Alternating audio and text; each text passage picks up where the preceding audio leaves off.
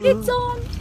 चोरा के तू रख ले बाड़ू अखिया में कवन जादू चोरा के तू रख ले बाड़ू हम होश में नहीं बनी हम होश में नहीं बनी तू जहिया से तक ले बाड़ू अखिया में कवन जादू चुरा के तू रख ले बाड़ू।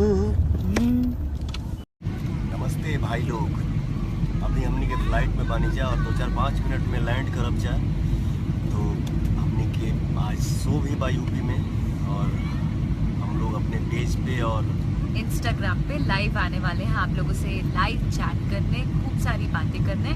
और जैसा कि पवन जी ने बताया शो है तो वहाँ पे भी आप लोगों से मिलने आ रहे हैं। तो प्लीज़ आप लोग आइएगा, लाइव भी आइएगा और शो भी देखने आइएगा।